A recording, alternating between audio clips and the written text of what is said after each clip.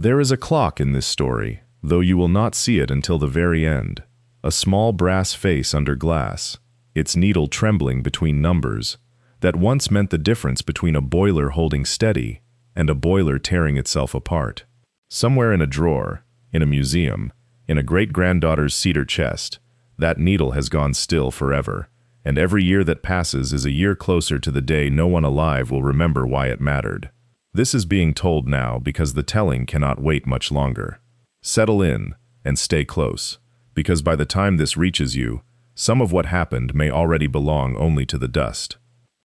In the spring of 1878, in the sun-flattened river town of Yuma,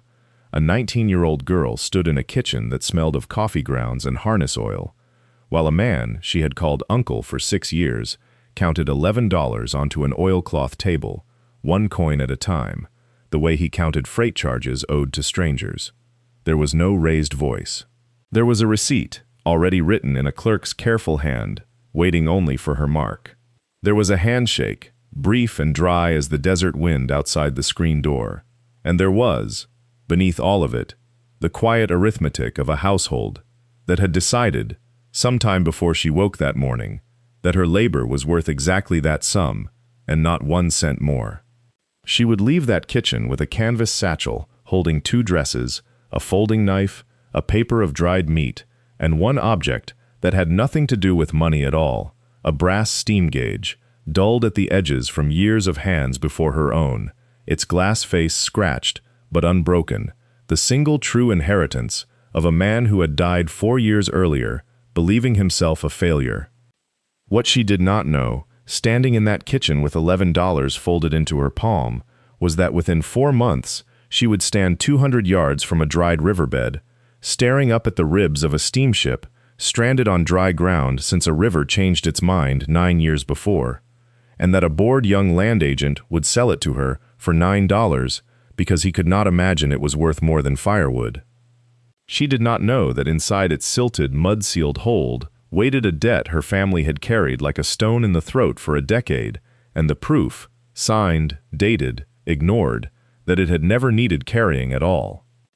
But that is getting ahead of the telling, and the telling deserves its proper order, the way her grandfather always insisted a boiler be read. Pressure first, then heat, then the sound underneath both. So let the clock wait a little longer. Tell us, before we go further, where you are settling in from tonight, and how far you are from the nearest river. Now wind the clock back, because the telling has its order, and the order begins 9 years before that kitchen, in a spring when a river town smelled of tar and cottonwood sap, and a girl of 10 sat on a warehouse piling with her bare feet, dangling over water the color of strong tea. She was small for her age then, the way children raised on flour gravy, and little else tend to be, and she had already lost her mother to a fever 2 winters past, and her father to a mining claim that swallowed him somewhere north of Prescott, without ever returning a body to bury. What she had left was a grandfather, broad through the shoulders even at 60, hands cracked and blackened at the knuckle from 30 years of engine grease, a man who spoke rarely and only about things that could be measured, weighed, or heard, through a hull with the flat of a palm. He kept her close because there was no one else to keep her, and because, though he never said so aloud in the way some men make a show of tenderness, he had decided early that a girl left with nothing ought to be left with something that could not be taken from a ledger. He began teaching her before she was old enough to understand she was being taught. He would set her hand against the iron of a boiler casing and tell her to close her eyes and count the vibration under her palm, not the sound in her ears, but the shiver in the metal itself, until she could tell him whether the pressure inside was rising too fast for the rivets to bear it. He showed her how a plank, gone soft with river rot, gave differently under a knife blade than one merely weathered gray by sun, the rot yielding in a wet, crumbling give, the sun-silvered wood resisting clean and dry all the way through. He taught her to read silt the way other men read weather, the fine gray flour of it, meaning slow water and old deposits, the coarser grit, meaning a channel that had moved with violence and might move again. She did not know that spring on the warehouse piling with the tea-colored river sliding past below her feet, that she was being handed the only inheritance that would ever truly be hers, or that the man teaching her these things had, some years before, lost the very vessel that had made him who he was,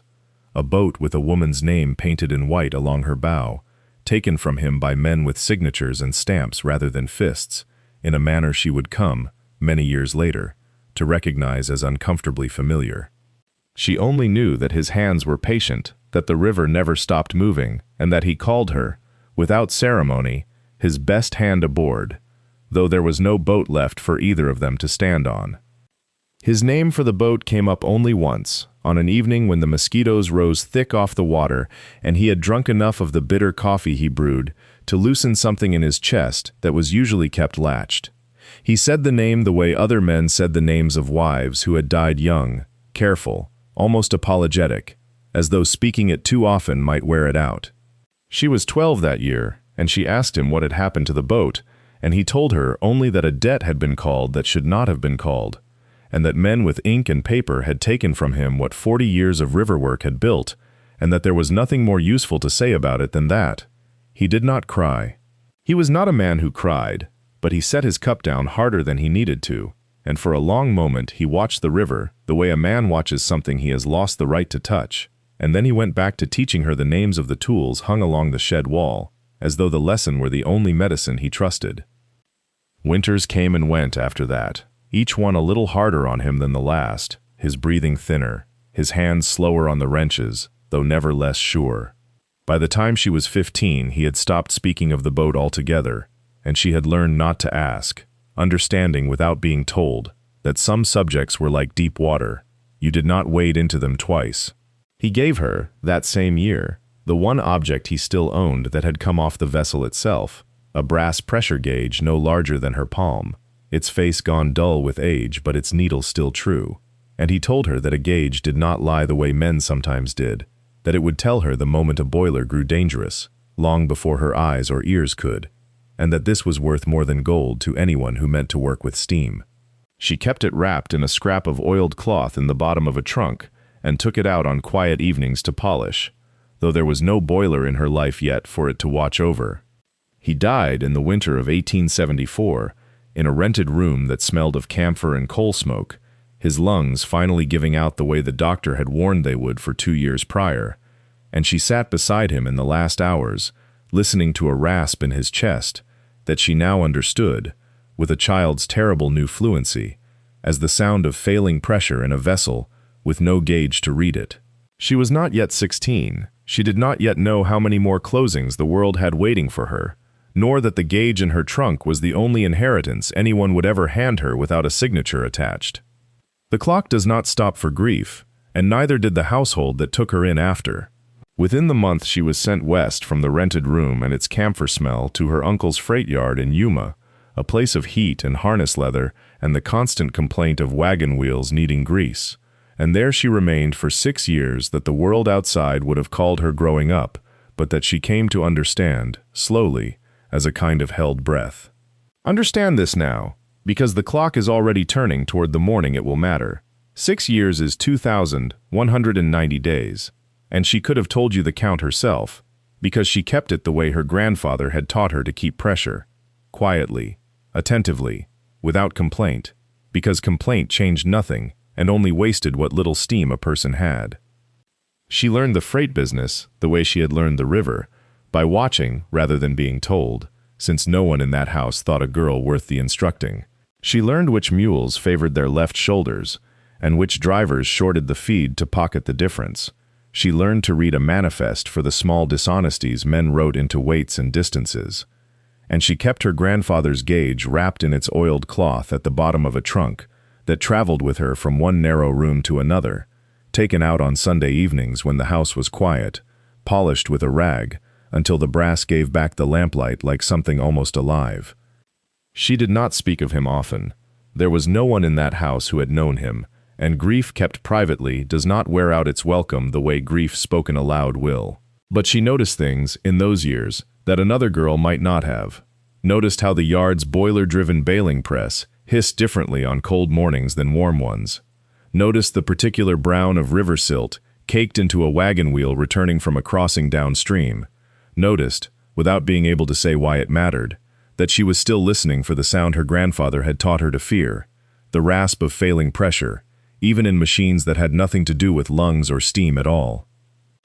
She turned 19 in March of 1878, on an ordinary Tuesday that gave no sign of what it was about to become,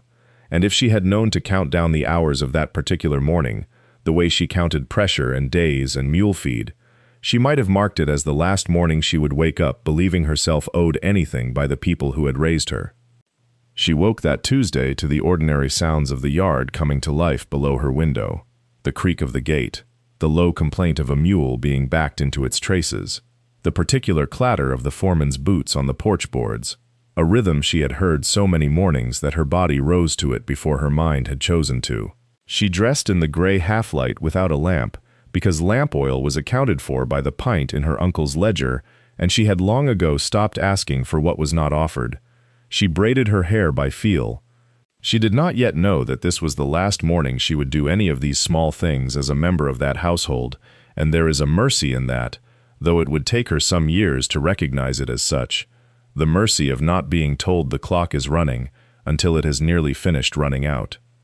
Downstairs, the kitchen smelled of scorched coffee and the tallow her aunt used sparingly on the good pans, and through the window, the yard showed its usual business. The freight wagons lined for loading, the baling press exhaling its cold morning hiss, the hired men moving with the unhurried competence of routine. She had eaten breakfast standing, as she often did, when her uncle came in from the office, with a folded paper in his hand and an expression that gave away nothing at all, which she would later understand was itself the tell, since a man about to do something he was ashamed of will usually manage some small performance of feeling, and a man who has convinced himself he is only settling accounts fairly will not trouble himself with any performance whatsoever. He did not sit. He set the paper on the table beside her plate and asked her, in the same voice he used to instruct the hired men on the loading order of a wagon, to read it over before she signed it, so that there would be no confusion later about what had been agreed and what had been given. She looked at the paper without yet understanding that the 6 years folded inside it, the years of ledgers kept by lamplight she was not permitted to burn for herself, of hauling and feeding and mending that had never once appeared as a wage in any column of that book, were about to be closed out in a single line of arithmetic, the way a debt is closed, the way a boiler is drained at the end of a season, with no ceremony at all beyond the simple fact of it being done. The paper itself was plain enough, the kind of stock her uncle bought by the ream for waybills and manifests, and the ink had been mixed thin so that it dried fast and did not smear under a careless hand, which told her, before she had read a single word of it, that he had written this with the same unhurried competence he brought to counting freight. She read it the way he had asked, slowly, her eyes moving down through the lines of it, while the clock on the shelf behind him measured out its small mechanical seconds. Seconds she would remember later as having been longer than any others in her life, though nothing in the room had changed to make them so. The paper said what she had already understood before it was set before her. 6 years of labor in the household and the yard, rendered as room and board provided, clothing provided, instruction in reading and figures provided, and against all of that, on the other side of the ledger, $11, arrived at by some calculation she was not shown and would never ask to see,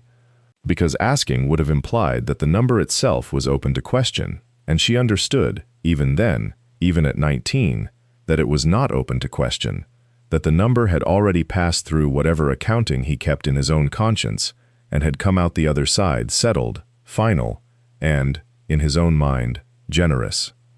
She did not cry, and she noted afterward, turning the fact over the way her grandfather had taught her to turn over a plank before deciding whether it would bear weight, that she had not expected to. There was a kind of clarity that came instead, cold and useful, the same clarity that came to her when she pressed a hand flat against a boiler's iron skin and felt for the particular chill that meant a crack was letting heat escape somewhere she could not yet see. She signed her name below his, in the space he had left for it, in handwriting steadier than she had any right to, and he nodded once, satisfied, and reached into the tin box he kept beside the account book, and counted the money onto the table in front of her, not folded into her palm,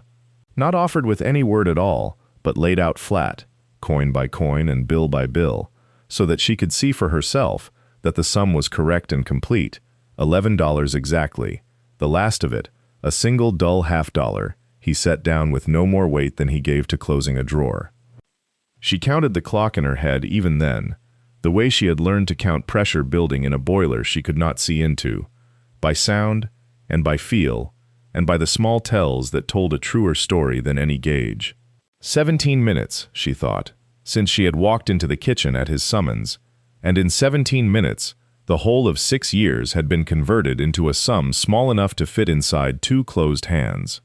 She did not reach for the coins right away. She let them sit on the table between them a moment longer, the light from the window catching the dull $half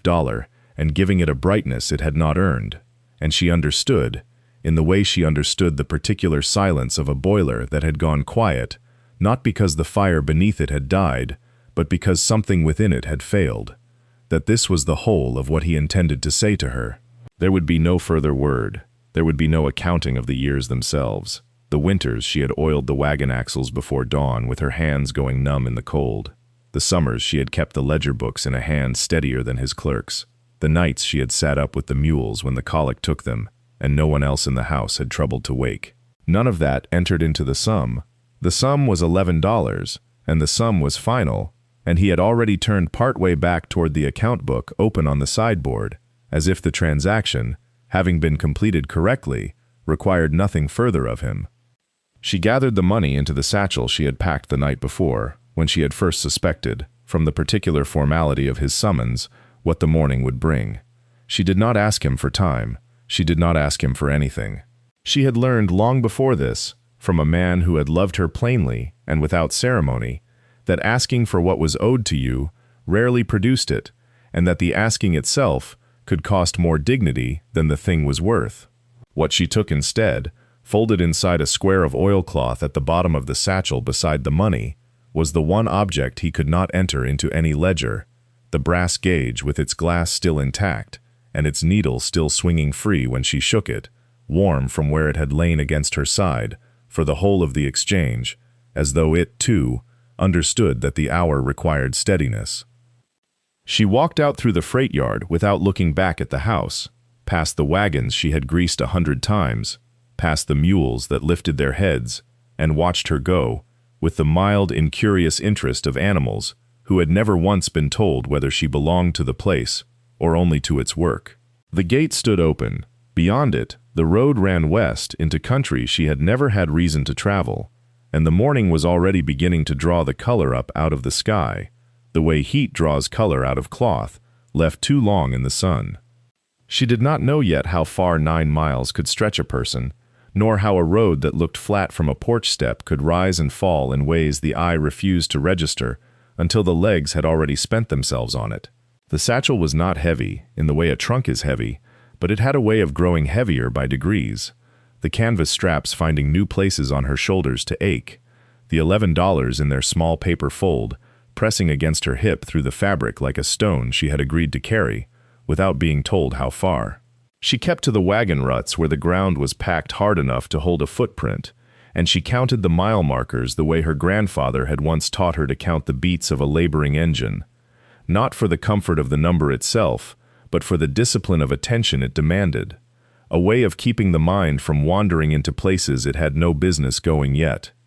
The clock she carried was not one with hands. It was the sun climbing toward noon, and the water in her canteen dropping by inches, and she understood, in the plain, unpanicked way a person understands weather, that whatever account she was going to make of herself would have to be made before either ran out. 6 years of unpaid labor had taught her to measure things precisely, and she measured this now, the dollars, the water, the daylight, with the same flat attention she had once given a freight manifest, because a girl with $11 and no name to lean on could not afford the luxury of vague arithmetic.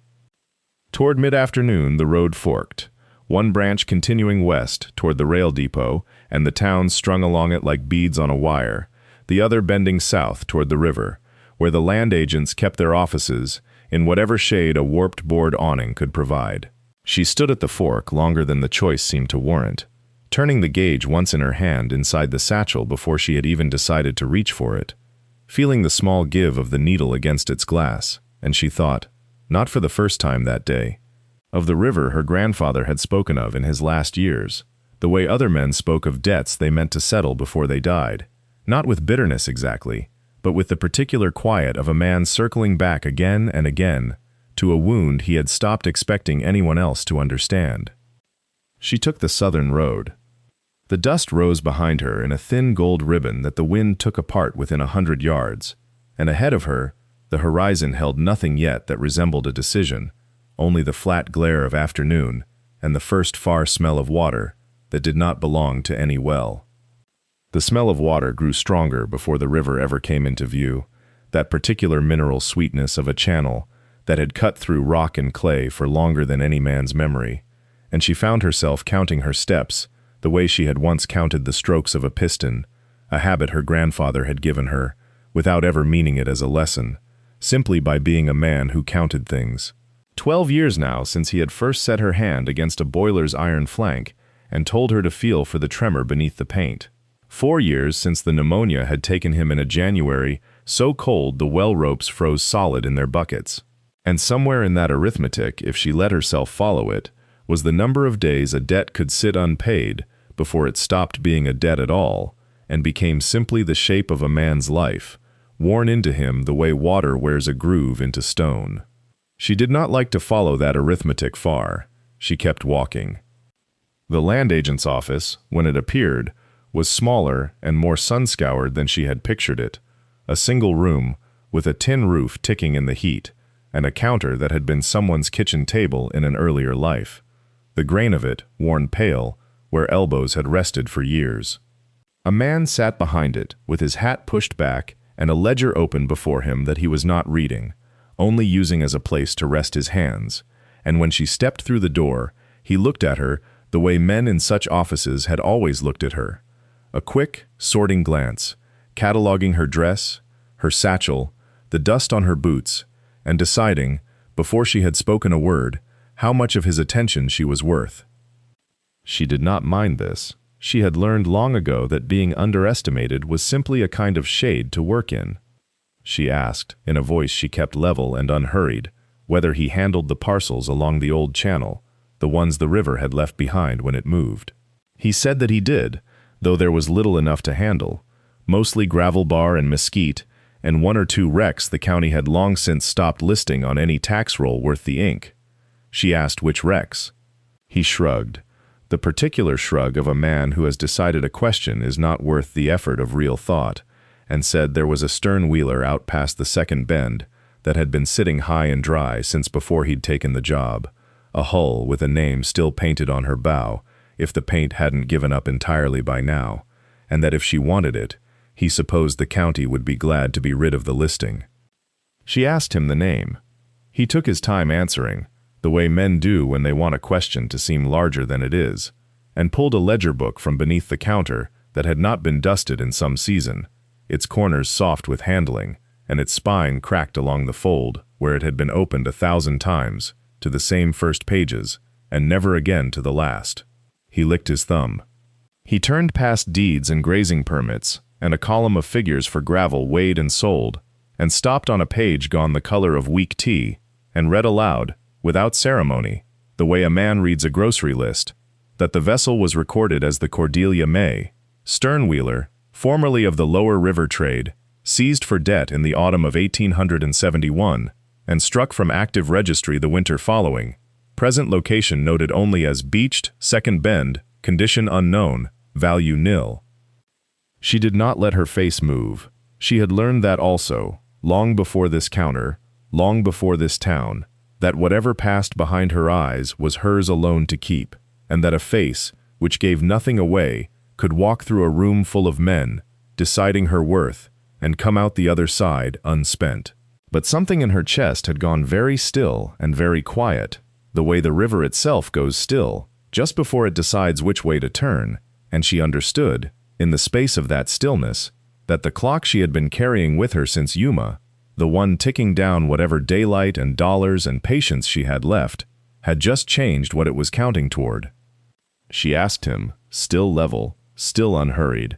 whether the county held any claim on the hull worth speaking of, or whether 9 years of silt and abandonment had settled the matter for them. He said the county wanted nothing to do with it, that it was carried on the books only because no clerk before him had thought it worth the ink to strike it off, and that if she cared to take the listing off his hands, he would be glad to be shed of one more line he had to copy over every spring, whether the thing existed or not. He said this the way a man says something he believes to be generous. He did not ask her why a girl with dust on her boots and a satchel over her shoulder wanted a rotted hull 200 yards from any water that would float it. He had already decided, before she spoke, how much curiosity she was worth.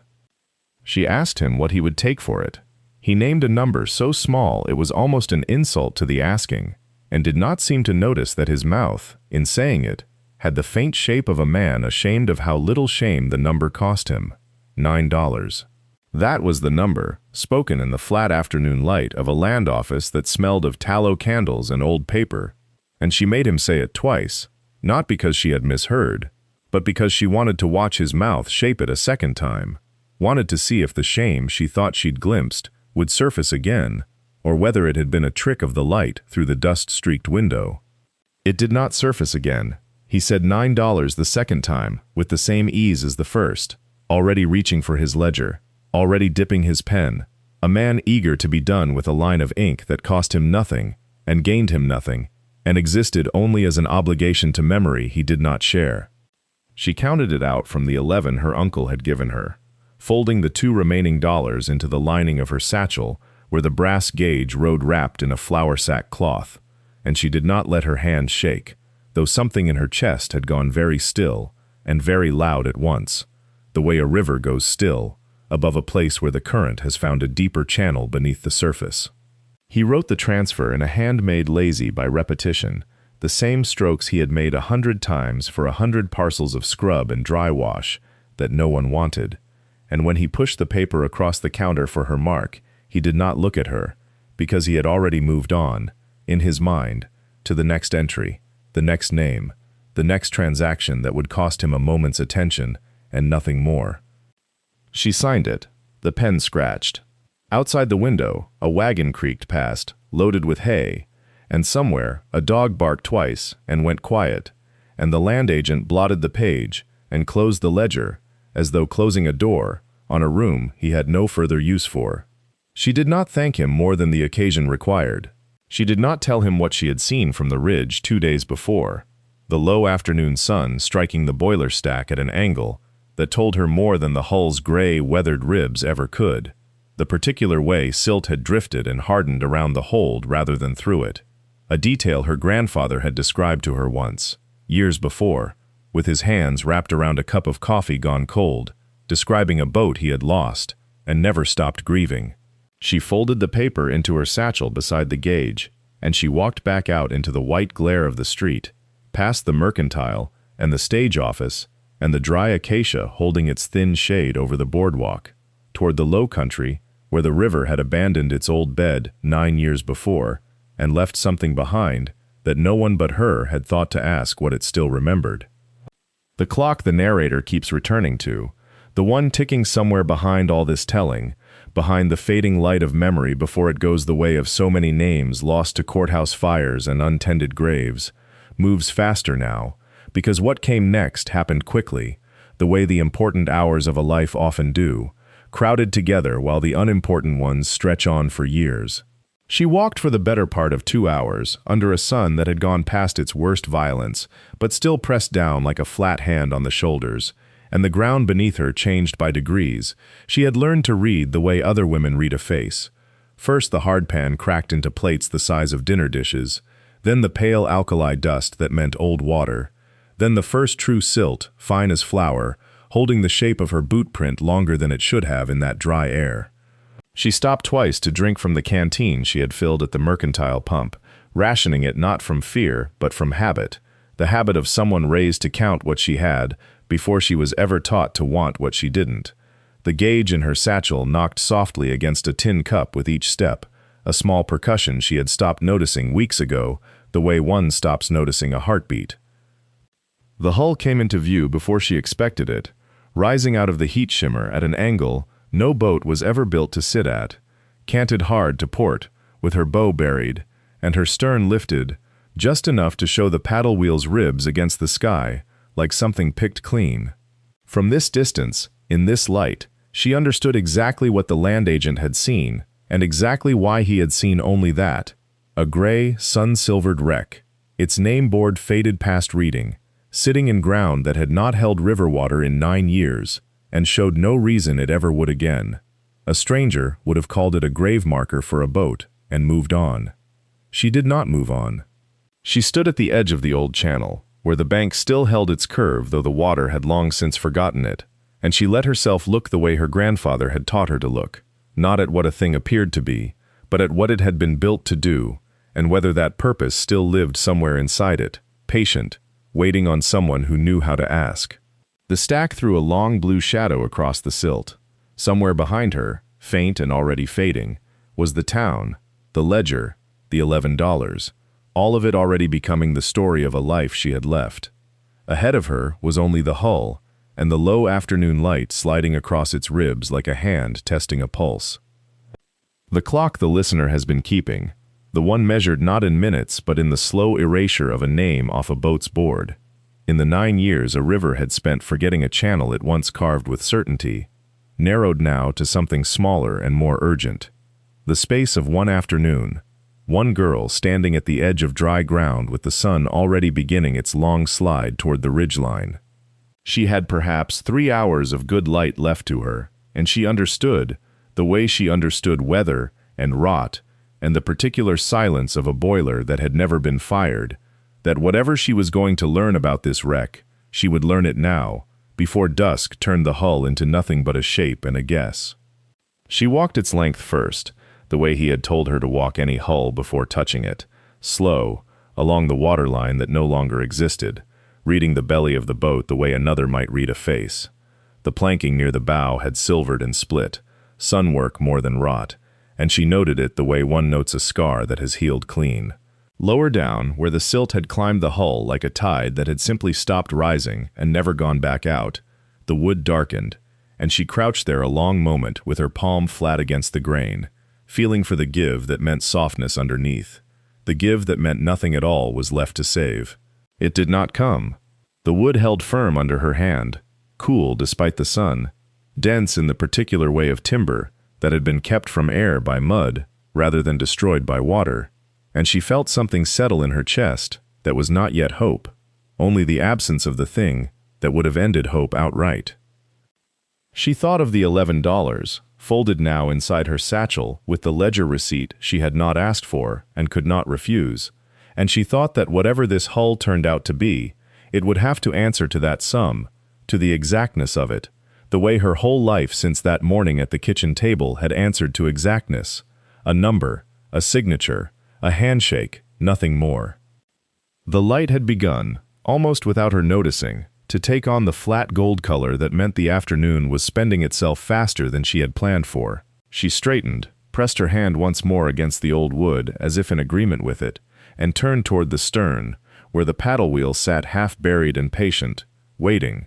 the way everything on this boat seemed to be waiting, for someone willing to ask it the right question before the light ran out. The clock in her had already begun its counting, the way it had counted since Yuma, since the kitchen table, since the $11 had been laid down one by one, like a man setting stones on a grave he did not intend to visit again. She had perhaps 2 hours of light left to her, perhaps less, and the paddle wheel would not answer questions posed in darkness, not fairly, not in a way she could trust enough to build a decision upon. She moved along the hull toward the stern, with the deliberate care her grandfather had drilled into her, on a dozen quiet mornings, when she was younger than she liked to remember now, his hand over hers on the cold iron of some engine, long since sold for scrap, his voice patient in the particular way of a man who understood that haste was the surest route to error, and that error on the river was rarely forgiven twice. The paddle wheel itself was half swallowed by the silt bank, its buckets, those broad wooden paddles that had once thrown up sheets of brown water with each turn, packed solid with dried mud, gone the color and hardness of old brick. She crouched before it, knees sinking slightly into the softer ground nearer the bank, and began working her fingers along the nearest bucket's edge, testing for the give of wrought against the resistance of sound wood, the way she had been taught to test a plank, a joint, a man's word. It held. She moved to the next, and the next, working her way around the exposed arc of the wheel with the unhurried attention of someone counting something that mattered. Not coins this time, but years, condition, the small honest facts a wheel like this one could still tell if a person was willing to listen instead of assume. The iron shaft running through the wheel's center, where it vanished into the hull toward whatever engine lay dark and silent within, showed rust along its visible length, but rust of the kind that sat on the surface and had not yet eaten downward into the strength of the metal. She knew this distinction, the way she knew her own name. Could have recited the difference to a stranger without pausing for breath, though there was no stranger here to tell it to, only the wheel, and the mud, and the flattening gold light sliding lower behind the cottonwoods along the old channel. She sat back on her heels and looked at the shaft a long moment, feeling the day's hours draining away from her like water through a cracked barrel, and understood that the true answer, the one that would tell her whether $9 had bought her a fortune or a grave, waited not out here in the wheel or the sun-warmed hull, but somewhere below deck, in the sealed dark of the hold, where the mud had kept its own counsel far longer than she had been alive. The clock she carried was not one she could see, only feel. The way a person feels weather changing before the sky confirms it, a tightening in the evening air, the sense that the light had gone from gold to amber, to something nearer copper, and that copper light would not last another hour. She had perhaps 40 minutes before the sun dropped behind the western bluffs entirely, and after that the desert cold would come down fast and hard, the way it always did on the low river in spring, and she would be alone in a dead ship with no lantern lit and no fire built, and no clear sense yet of whether she had spent her whole inheritance of $11, minus $9, minus the cost of rope and a handcart hire, on a wreck that would give her nothing back but splinters and disappointment.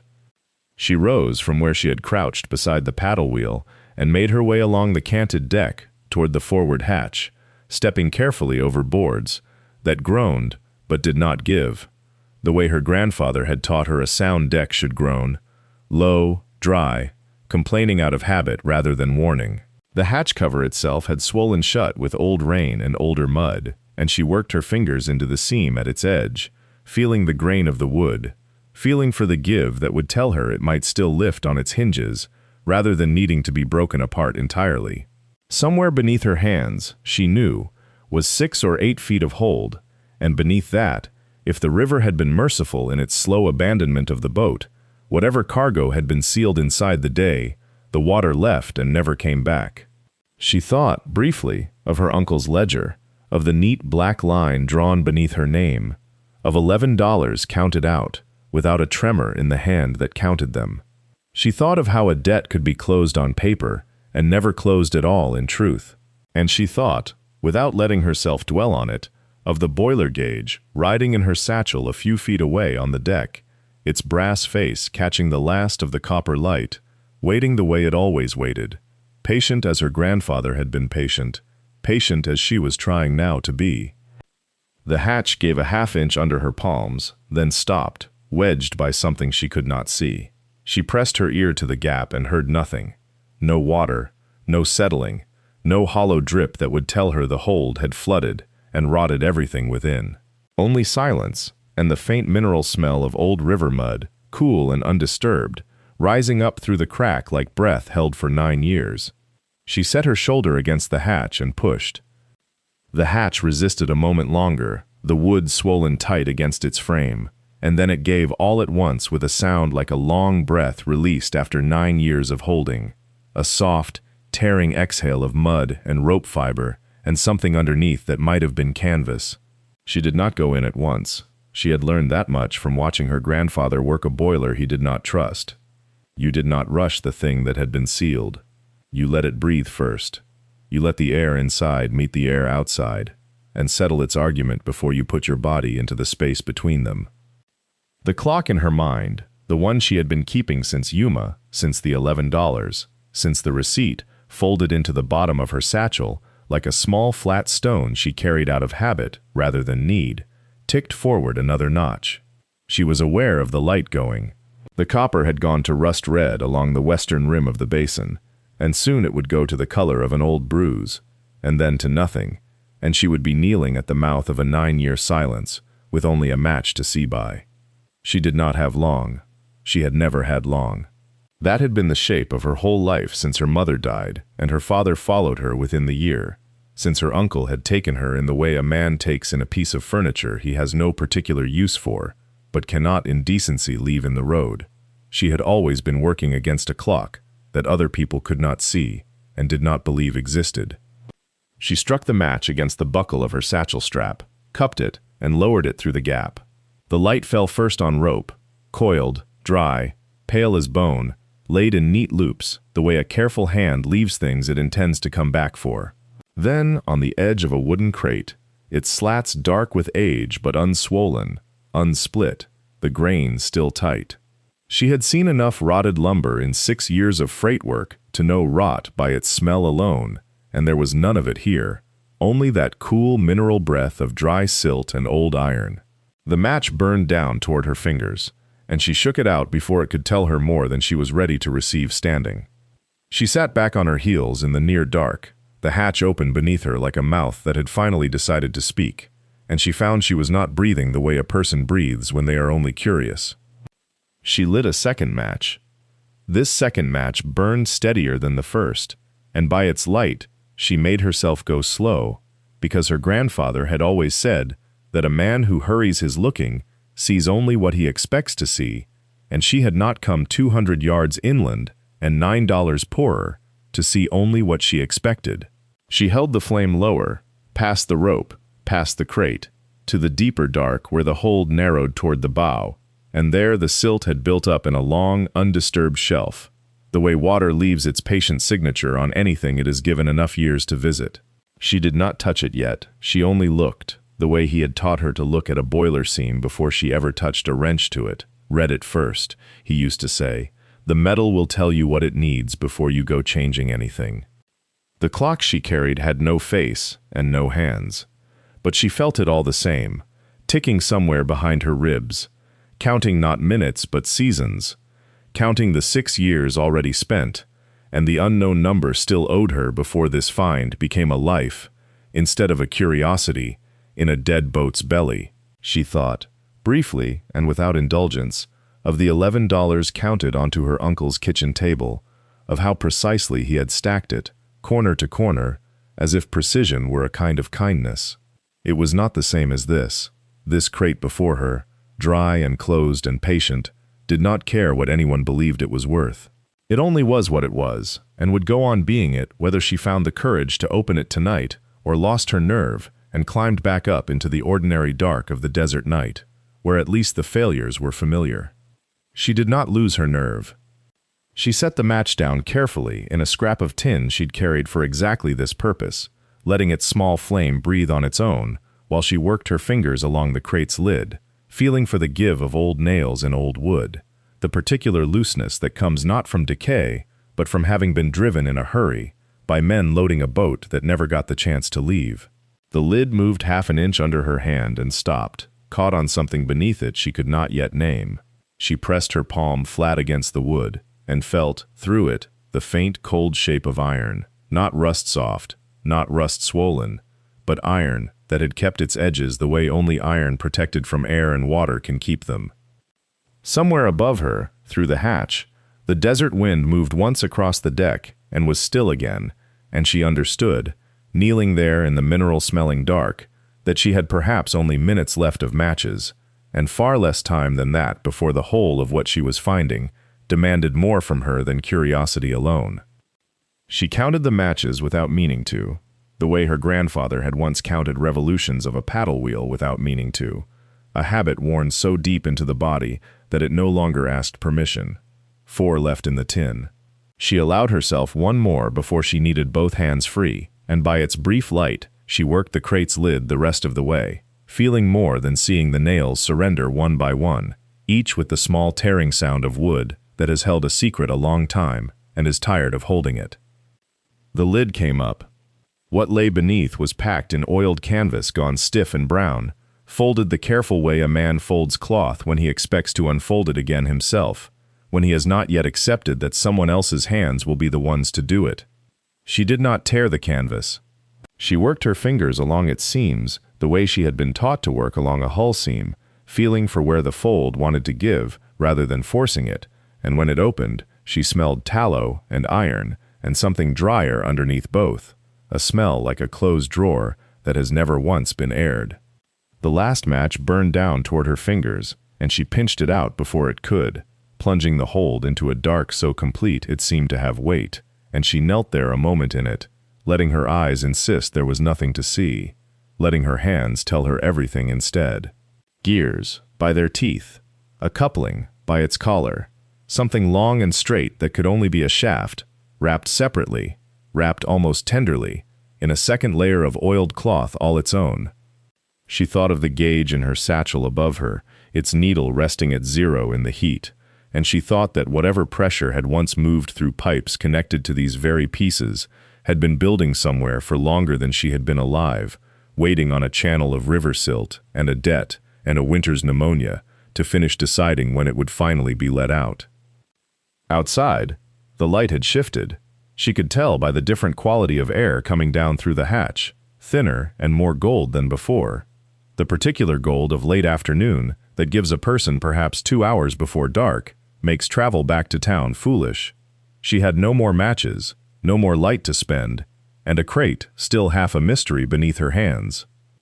She sat back on her heels in the dark and did not move for a long moment, listening to her own breath, and to the boats, if a boat could be said to breathe after 9 years of silence. And then, deciding, she began working the canvas free by feel alone, piece by piece, patient, as a woman who has already waited longer than 9 years for something to be given back to her plainly. Her fingers found the first fold of oiled canvas and worked it loose from a knot someone had tied 9 years before with the unhurried competence of a man who expected to return and untie it himself. The rope had gone stiff as wire, but it gave, strand by strand, and beneath it the canvas peeled back dry and whole, not rotted, because the mud that had sealed the hold had also sealed out the damp air that rots canvas faster than sun does. She worked without a light now, cataloging by touch the way her grandfather had taught her to catalog a boiler room in the dark, when a lamp was a foolish thing to carry near escaping steam. This edge is iron. This edge is brass. This smell is grease gone waxy with age. This smell underneath it is paper. Paper. She stopped. Her hand had found, tucked between a coupling and the crate's inner wall, a flat oilskin packet, no larger than a Bible, tied with the same stiff rope, and she understood, before she opened it, that this was not part of the machine works at all, that someone had hidden it here deliberately, in the one place on the boat least likely to be searched by a creditor's man counting engine parts for auction. She thought of the 2 hours of daylight thinning above the hatch. She thought of matches she did not have. And she thought, with a calm that surprised her, that some things ought not to be read for the first time in a hurry, by the last gray light of a day already spent. She tucked the oilskin packet inside her satchel, against the brass gauge, and did not open it there in the dark hold with river mud on her hands, and her breath coming short from 9 years of dust, disturbed all at once. She finished freeing the canvas from the crate instead, confirming what her fingers already knew. Gears, fittings, a section of shaft coupling, all of it packed the way a careful man packs machinery he intends to ship whole, not the way a wrecked boat's cargo is left to rot, intended for transport, never sent. She climbed up through the hatch into the last hour of that gold light, satchel heavy against her hip in a new way now, and stood a moment on the tilted deck looking out over 200 yards of dry riverbed, toward the real river, narrow and indifferent, glinting where the sun found it. The wind had picked up, carrying grit and the smell of creosote brush, and somewhere behind her the hull ticked once, settling, as hulls do when the day's heat begins to leave them. She did not open the packet on the walk back to town. She held it instead, the way a person holds something they are not yet ready to know, and let the last light carry her home. The room she rented above the harness shop had one window and one lamp, and she used both that night, turning the wick up until the flame steadied and threw its small, honest light across the table, where she laid the oilcloth packet down, as if it might still take offense at being disturbed. 3 years now since she had first climbed into that hold.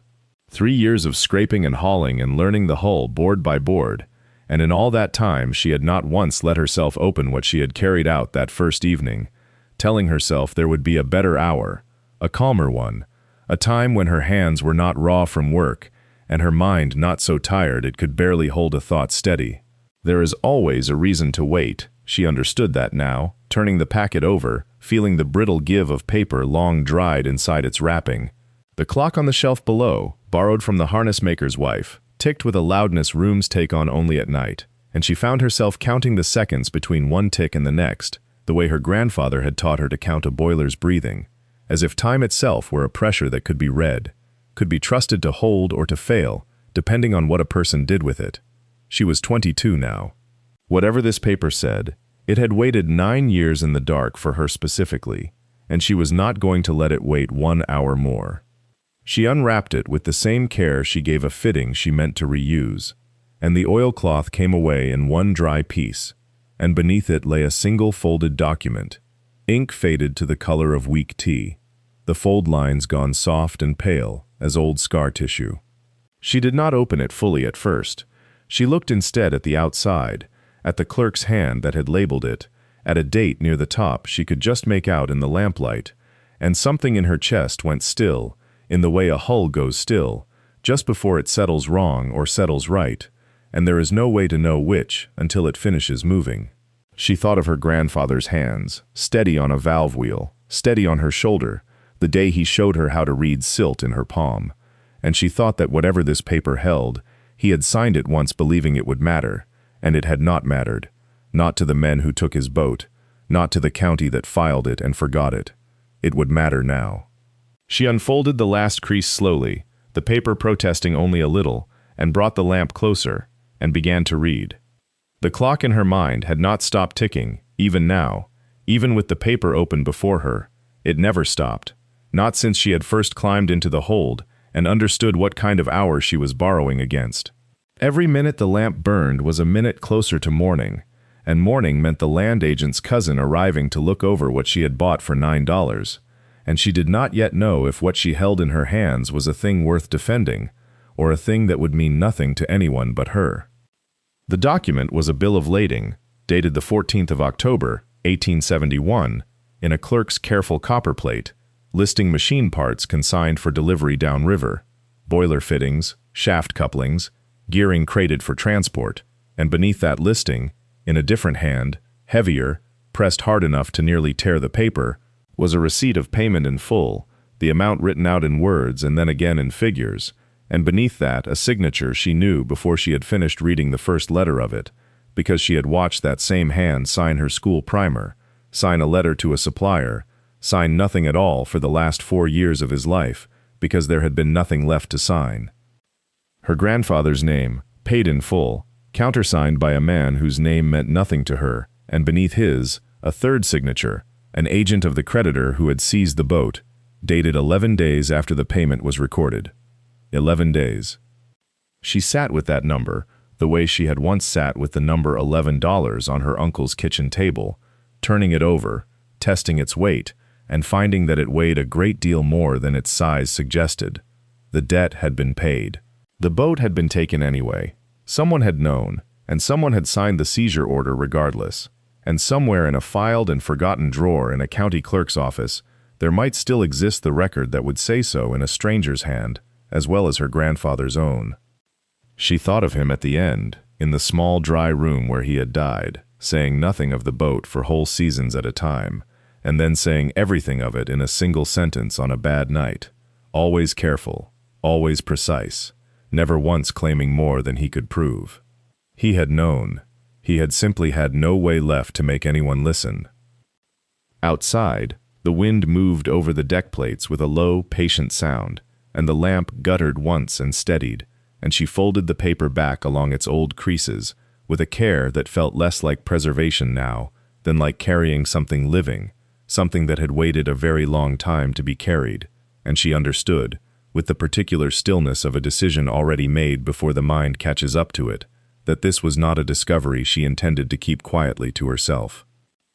In the morning, she rode into Yuma with the manifest wrapped in oilcloth and pressed flat inside her satchel beside the gauge, and she went not to the land agent's office, where she had once stood counting out $9 onto a warped counter, but to the county recorder, a narrow building with a tin roof that ticked in the heat like something cooling from a long fever. The clerk there was a heavy-set man with ink-stained fingers who had no memory of a debt 14 years settled and no particular interest in one now.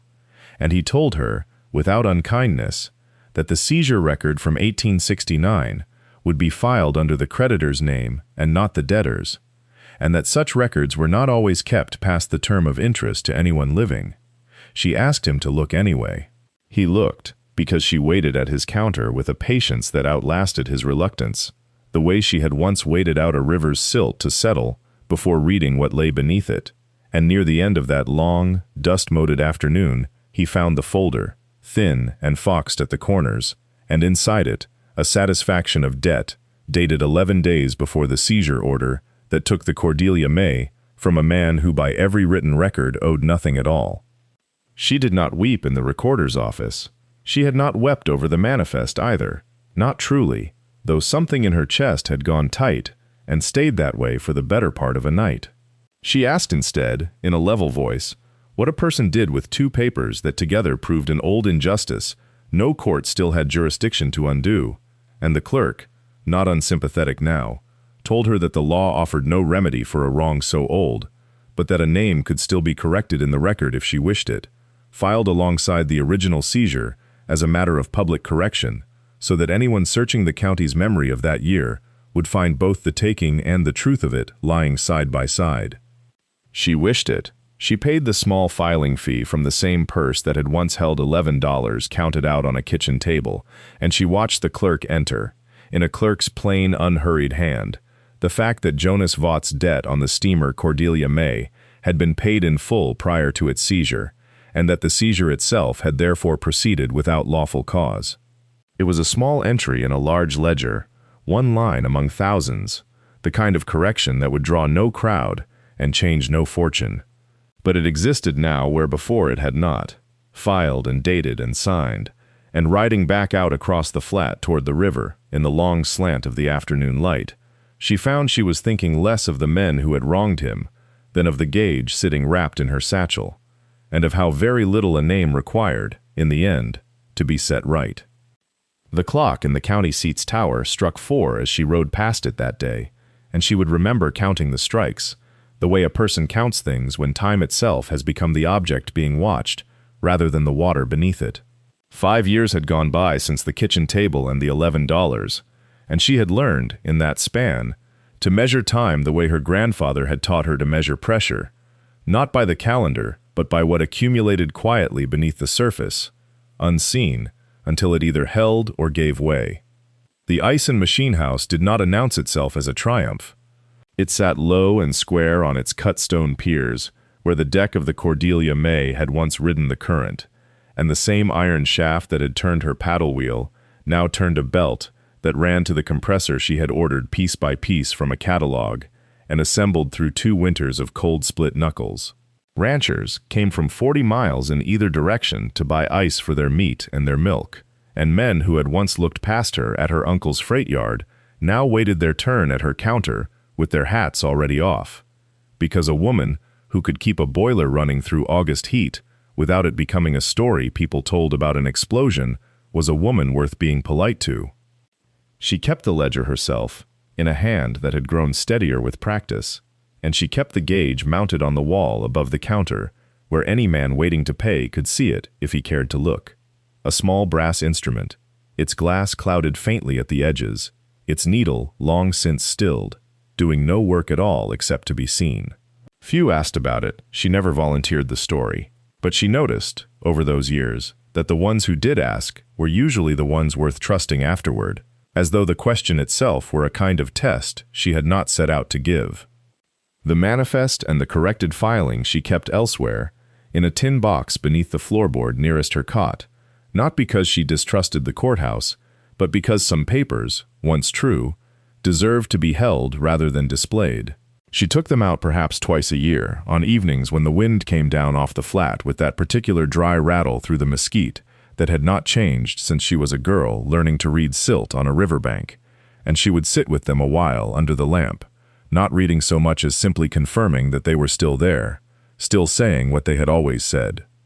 It was into one of those ordinary autumn afternoons, the ice house humming low behind her and the light going long and copper over the flat, that a wagon she recognized before she recognized the man driving it came creaking up the road from the county seat, moving slower than the errand it seemed to carry.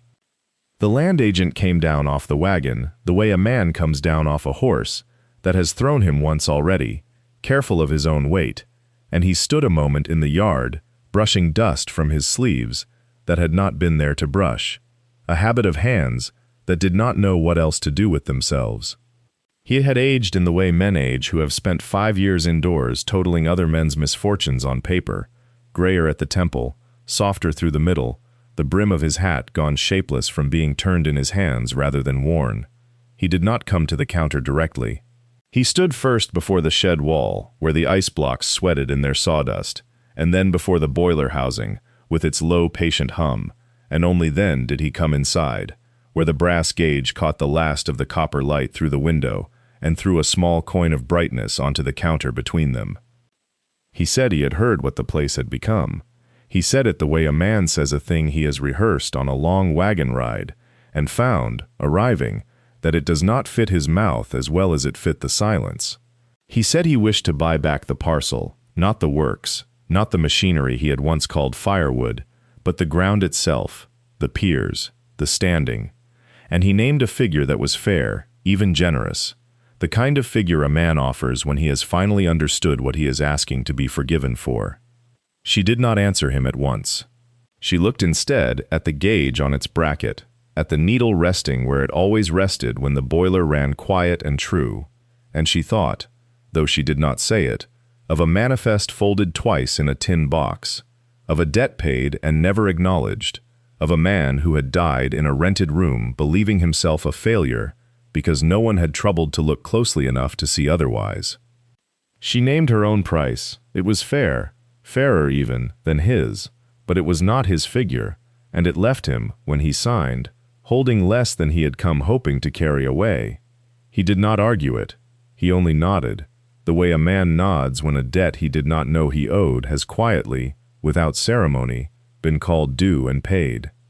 He left before full dark, the wagon creaking back up toward the county seat, with its long shadow stretching thin across the flat, and she stood a while longer in the doorway, watching the dust settle behind him. Above the counter, the gauge held its steady reading, brass gone soft gold in the lamplight, the one thing in that country that had never once needed correcting. She thought, as she had thought many times before, that the debt her grandfather carried to his grave had never truly been about the dollars owed. It had been about being seen, plainly, patiently, and at last, by someone